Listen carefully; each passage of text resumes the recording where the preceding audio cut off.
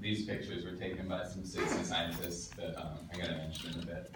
Just figured you'd be interested. I could have put some more crazy fighting pictures up on there, but these were taken by participants that I'll explain about in a second. So my name's Eliot Miller. I'm a postdoc at the Cornell Lab of Ornithology. I gave this talk about a week ago, and it was 25 minutes, so I'm going to speed talk a little bit here to get through it. So when I was a grad student, to give you a little bit of background, I was really interested in natural history and life history traits, how those sort of vary across really large geographic scales. So for my dissertation, this culminated in some work I did with Sarah Wagner. We drove all around Australia. We studied foraging behavior of honeyeaters in all these areas, and it's a pretty large-scale effort. It took us about 2 years, and honestly, it was like barely sufficient to answer the questions that were interesting to us, which has brought me to where I am now, which is a postdoc at the Lab of Ornithology, and I've been really interested since I got there in trying to link up citizen science with these existing, they're existing citizen science projects, but they're recording just simply which birds are where when. And since I got there, it's been a big goal of mine to start logging behavioral observations into these systems in formalized ways. So there's a lot of advantages of that, right? We already know which birds are where when, but now we can start saying like what they're doing. For example, we might be interested in which birds in a checklist were actually flocking together, or what they were eating, or we might be interested in interspecific interactions between them. And so I'll get into that in a second. Sorry, I jumped through. Yeah, okay, there you go. So that's all well and good, but why should we actually care? There's a lot of reasons we should care. I'm going to give you one. It's range distributions and whether these sort of interactions might shape geographic distributions. This is one of my personal interests. And so there's something called parapatric geographic distributions. I'm sure a lot of you guys know about this, probably most of you. So these two toucans, chestnut mandibled and white-throated toucan, share a really interesting geographic distribution pattern where they have parapatric distributions. And so what this means is that the chestnut mandibled toucan occurs down through Central America, crosses up over the Andes, comes down the eastern side of the Andes, and its range sort of abruptly stops where it meets that of the white-throated toucan coming up out of the Amazon. And so this is really interesting. Range distributions like this have sort of been held up for years as a possible example of how competition might structure geographic distributions. And I find that really interesting. It's a cool observation, but we really know very little about how these species interact, where they actually meet. We don't have a lot of natural history to bring to bear on that. In case you were wondering, we also have our own case right here in North America. Well, we have many cases in North America. A good example is black-capped and Carolina chickadees. Their ranges sort of abruptly stop where they meet each other. They actually hybridize to a limited extent. There's a lot of cool cases like this in nature, but again, we really know very little about how these species actually interact with their range boundaries, which prompted me to start this thing at Feeder Watch. Feeder Watch is a really cool project. It's been going on for 30 years, 21,000 participants, 75% retention rate, so people really are stoked about this project. They come back year after year and submit lots of data. So people have been saying, what birds are where when for 30 years, but last year we added this little link where they can start saying what the birds were actually doing. And we made a formal system. I'll show you a little bit, really briefly, what that looked like. So we ran a teeny little pilot year 2 years ago. Last year we actually got it going, and these are cumulative participants in the project, and so you can see we've just got like really good participation. It's been really exciting. These people want to tell us specifically about 11% of participants were interested in doing more and telling us more about this. This is really cool. At this point, we've got about 136 species in the database, and we're getting about 110 observations submitted per day. So actually, talk about a project here, and not just a citizen science. This is work that I've been doing with a bunch of people at the Lab of Ornithology, including Dave Bonner, Charles Eldermere, Ben Freeman is a postdoc at UBC now, but was a grad student, Emma Greg, and some folks also, Wes Kochashka, and then some folks at the University of Idaho, and Gavin Layton, who gave a great talk 30 minutes ago, has given a lot of input. So when animals congregate at patchy resources, sort of abundant but patchy resources, like a carcass in the Serengeti, often a dominance hierarchy emerges and sort of governs who gets access to what and when. So for example, in the case of these hyenas, I think that's a jackal, they're showing overt cases of aggression here and chasing it off and allowing, and you know, the jackal doesn't get food until the hyenas are ready to let it get food.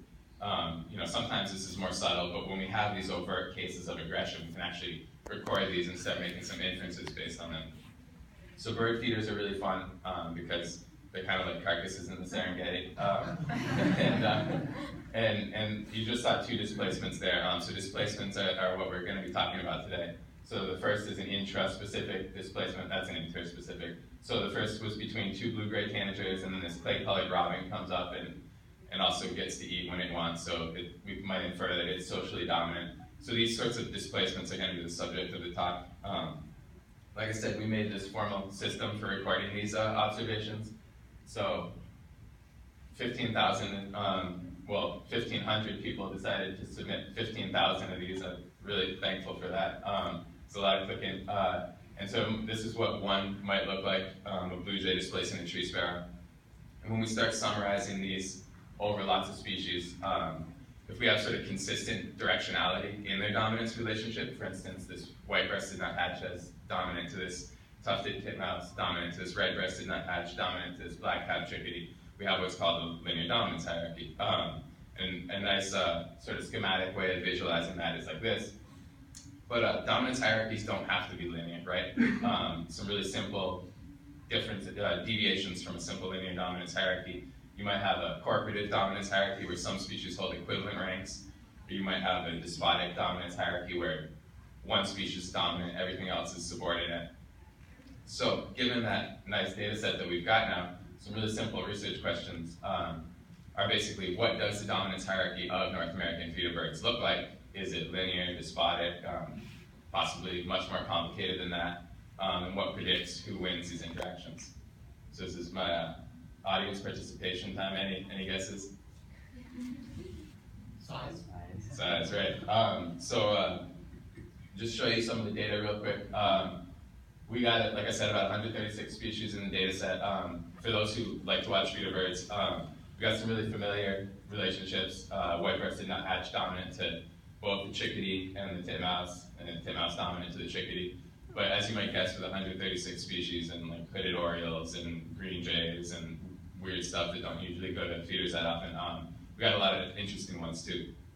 So I'm going to show you all the data in a second, but before I do that, just to orient you, this is that same relationship in sort of a scatter plot here, where the y-axis is a function of species body mass, actually species log body mass.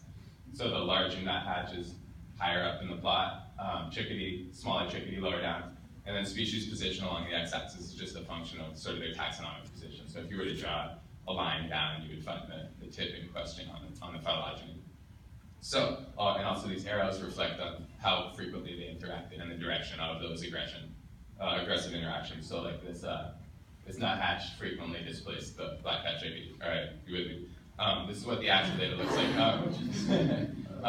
And it's actually been my pleasure over the last year to turn this sort of hairball of interactions into a dominance hierarchy. I just want to sort of emphasize, I mean, we've got like Anna's and Alan's hummingbirds down here, teeny little things, and that's a wild turkey all the way up there. And so these are just like a massive network of interactions that's all connected by citizen scientists observing things in their backyards. So it's pretty cool. So this is what the dominance hierarchy looks like. You can't read it, I know. There's like what wild turkey is at the top. We've got smaller things down here like boreal chickadee, ruby-crowned kinglet, some of the warblers down there. And these blue lines, this is something that Elizabeth Hobson came up plotting this attribute-ordered network. These blue lines go from a species that was inferred to have a higher rank. It shows, one single blue line shows an instance of aggression between a species of higher rank displacing one of lower rank. And so the red lines are counter to that. So there are some instances of species of lower rank displacing ones of higher rank, right? For me, this was really a starting point. I want to you saw that parapatric distribution thing I showed. I'm really interested in using these ranks to ask additional questions. We haven't really gotten too far yet. So far, we're starting to look at sort of evolution of dominance across the phylogeny, and this is it's fun. So for example, the more dominant wild turkey here is color-coded in yellow. The less dominant grosbeaks and sparrows are in blue. Such as sort of a schematic of 6 species or whatever. We can start doing this for the whole tree. And again, you probably can barely read those tips, if at all, so I've subbed them out with some pictures. And if you know your bird tree, or even just based on the pictures, you can see that some of these larger non-passerines are holding the most dominant positions. Okay, and I'm going to speed up here in the interest of finishing up.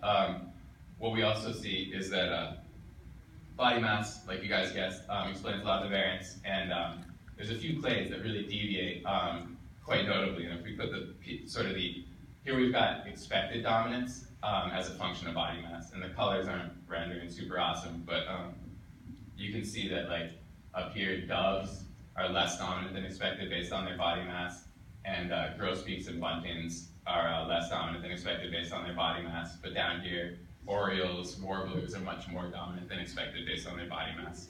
And woodpeckers just generally kick butt.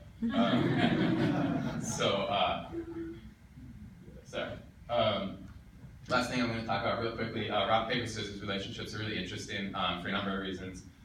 There's a lot of theoretical evidence that they should promote local coexistence, right? If we play a game of rocks, paper, scissors, but there's no scissors around, it's going to be a pretty boring game because paper's going to win really fast. But if we put all 3 in the system, there's a lot of reasons why that system could go round and round for a long time. So we looked for the existence of these sort of relationships in the data set with 136 species and just assessing 3 species relationships like that. There's 410,000 such relationships to consider. That's quite a lot. Of those we had data for, basically all of them were linear. So that's really interesting to me at least. And we did find though, there's 0.5% that weren't linear. And so just to show you really briefly, last one, we found that red-headed woodpecker was dominant to red-bellied woodpecker, was dominant to European starling, was dominant to red-headed woodpecker. And for those that know their natural history, this is interesting because red-headed woodpeckers have been declining in the last century or so. Red-bellied woodpeckers have been increasing and expanding their range northward. Starlings are an invasive species, and so it's interesting to think about whether local competition for cavities might be influencing sort of patterns of continental abundance. So happy to talk about more such transitivities at some point, but thanks a lot, guys.